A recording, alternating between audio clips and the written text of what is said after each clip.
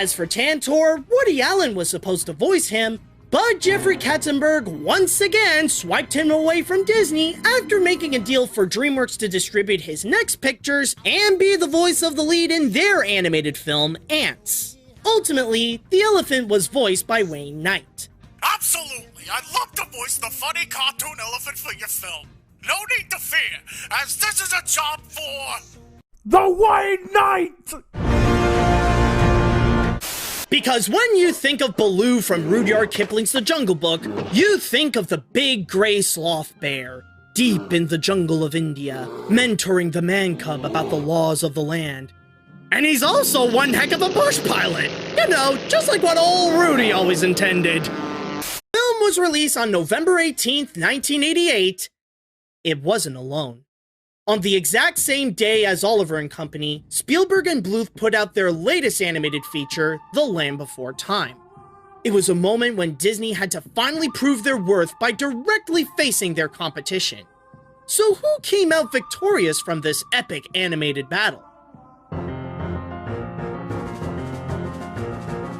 Well, at the box office, Oliver managed to beat out Littlefoot domestically with $53 million, but The Land Before Time did get the upper hand with the worldwide number, even if Oliver got re-released to boost the total to $74 million.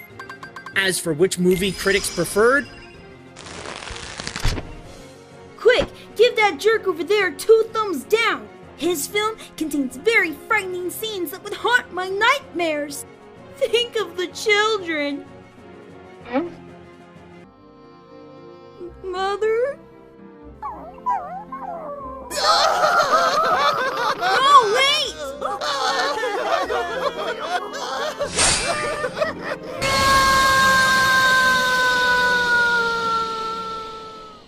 there was no contest. The directors had to learn that the hard way when Ashman thought about a tragic opening that showed how the prince was cursed and turned into a beast.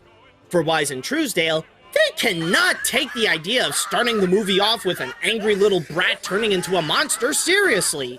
So when they confronted Howard about his idea, the backstory's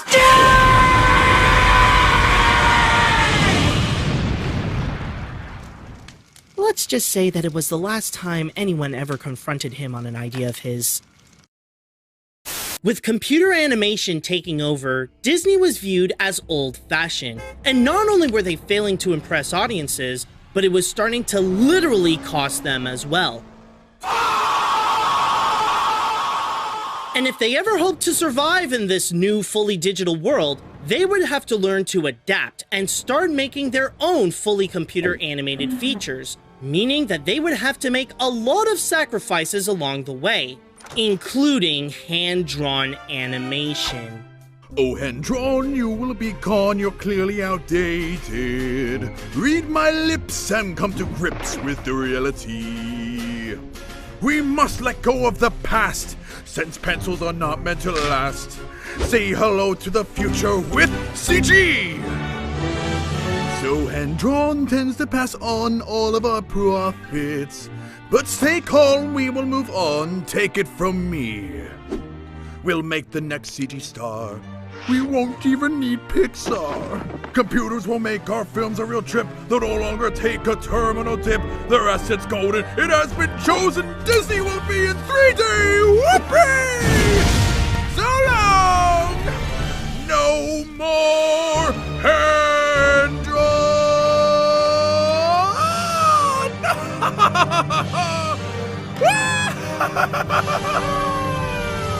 While the deal for the budget was agreed for $30 million, it's no surprise that the scale of what the team wanted to accomplish ended up going beyond that.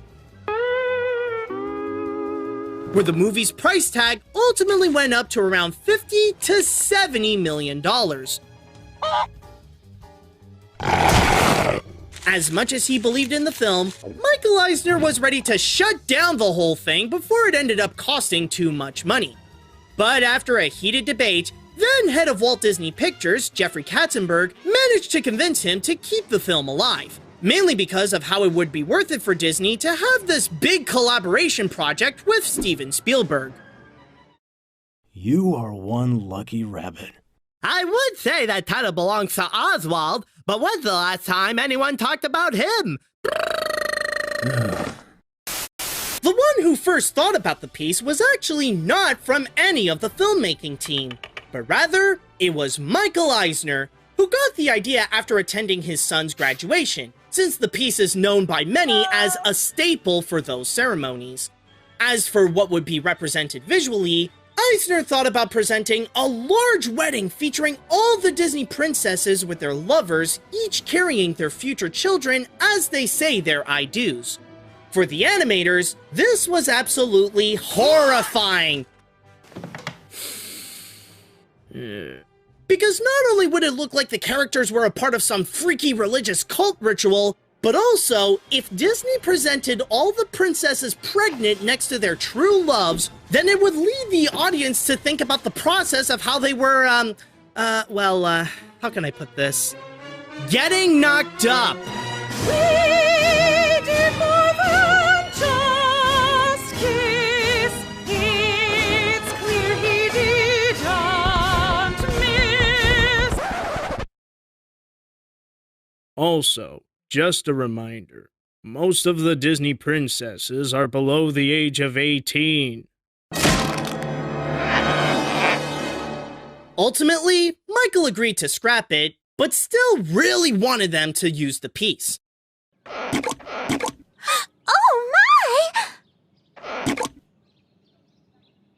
my! Ariel? Yeah, it's too late from our end, unfortunately. Coming soon to own on video and Disney DVD. Good luck with this one, parents. While everyone was heartbroken at the loss, Jeffrey Katzenberg also saw this as an opportunity. He always wanted to be Michael Eisner's second-in-command and have Wells's position. The only problem was that Eisner was always hesitant about the idea. But now that Frank was out of the picture, Jeffrey was ready to do whatever it took to get that president position. And when going on press tours talking about the movie, not only was he promoting the picture, but he was also promoting himself to have the press portray him as if he was the next Walt Disney. Now, his relationship with Eisner and Roy E. Disney was already sour at that point, but his promotional stunts with The Lion King were the final straw for them. What were you thinking out there, Jeffrey? I don't understand why you have to push everybody against the wall to get that president job when Frank didn't even die that long ago. Don't you even care that he's gone?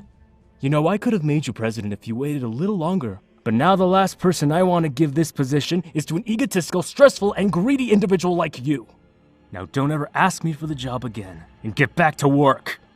When Michael made it clear that he would never get the job, even if he was promised to in the past, Jeffrey knew that he had no future at Disney, and not long after The Lion King's release, he resigned and sued the company for money he was owed at the time. You haven't seen the last of me! You'll pay for this! You'll all pay! There were those who couldn't get enough of Frozen and never stopped singing the songs, and those who couldn't stand hearing them over and over and over to the point that they were ready to declare war on Arendelle. That's it! I can't take it anymore! That queen's going down! Who's with me? I am! Count me in. We'll show her who's boss. Let's get her!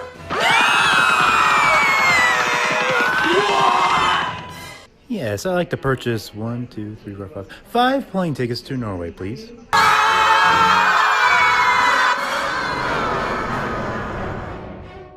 There she is! Let's get her!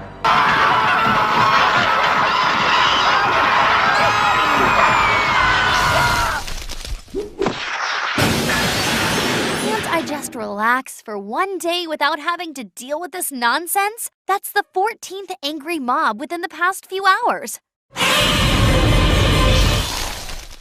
Make that 15.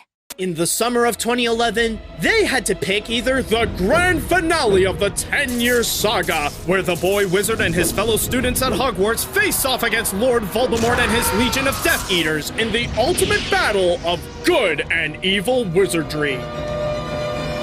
Or They could watch Pooh and friends find Eeyore's tail. Come on, everybody. Let's see what funny things we can put on Eeyore's butt to make it seem like a tail. And who knows, maybe Pooh might find some honey along the way.